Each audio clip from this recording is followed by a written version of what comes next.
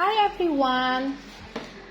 Happy Sunday everyone! So, dahil Sunday ngayon guys, and nakasurvive ako ng 1 week no rice.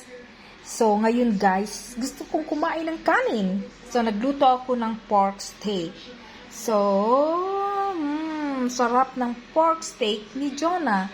And of course, rice is light tayo ngayon guys kasi talagang gutom ako ngayon guys. So, yan, my kind of pork steak. It's 3:40 p.m. here in Vienna, Austria, and in the Philippines, it's 9:40 na ng gabi. So, eto guys, kain tayo guys ng Jonah's pork steak. Alam nyo guys, ang sarap niya guys. Tikim ako ng tikim.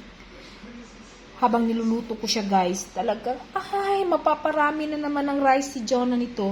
Instead na 1 week ako no rice, ngayon mapaparami ako ng rice. So, kain tayo guys. Babu!